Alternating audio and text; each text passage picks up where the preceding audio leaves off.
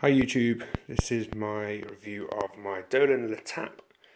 This is the blue model that came, I've had it for about 2 years now. I've probably done about 4,000 miles on it, and it is absolutely brilliant to ride. This is probably an entry-level bike that most people who are probably just about looking into the carbon fibre world are thinking, yeah, I don't want to spend a fortune on bikes. Dolan bikes seem well equipped. Mail order, British brand, based up north, I think.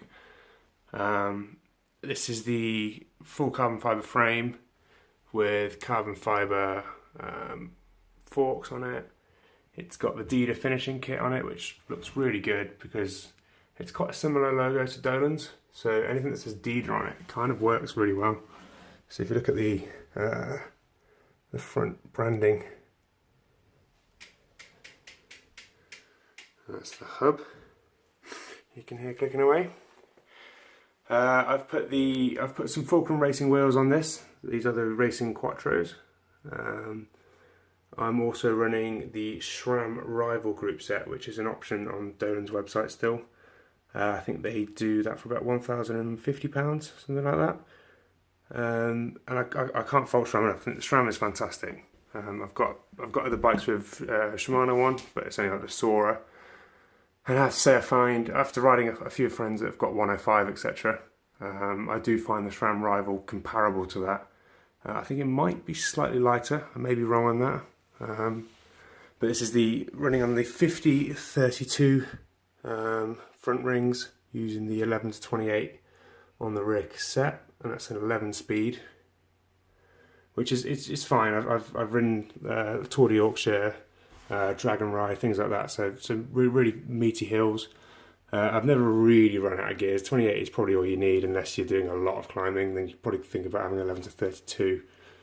And then I've still got the original Mavic wheels, so the original Axioms that came with it. One of the first upgrades that most people recommend is going to the Fulcrum Racing, well, changing the wheels basically. I chose the Fulcrums because they're not too expensive, for a couple £100, these Racing Quattros. They're 35mm depth, which sort of just gives them a little bit of an aero look, and also performs better, I guess. And I've also put the Schwabe one.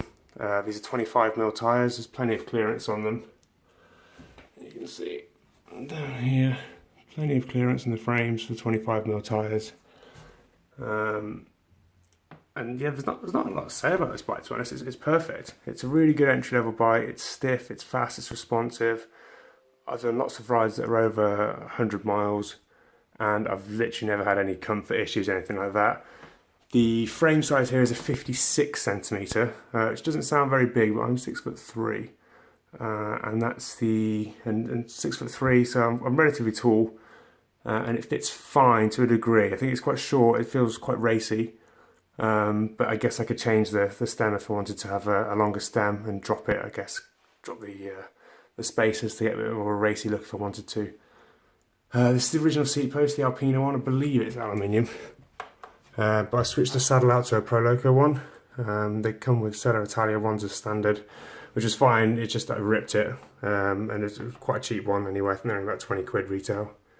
And this is probably about 50 quid, but saddles are a personal preference anyway, so I recommend you just accept the cheap one that comes with it, and then if you want to upgrade it, upgrade it. But yeah, SRAM is fantastic. Definitely recommend that. If you're in an hour in between the 105 and the SRAM, and there's not much of a price difference, then I'd go for the SRAM, purely because it's got like the double tap features, which I think is fantastic. So if you look at the levers here, so whereas with Shimano you'd be able to push that in, these are rigid on SRAM because the gears change within the actual shifters. So you click right once for going one direction, and then you push it twice almost. So you push it all the way, it clicks twice, and that's called SRAM double tap. And that's just a different way of doing it, but it works really well. And a lot of their components are quite cheap to replace. I think I've had to replace the cassette on here for about 40 quid, chain 20 quid. So yeah, it's a really cheap bike to run, and I've done probably about 4,000 miles on it, and it's not really missed a beat. So highly recommend it.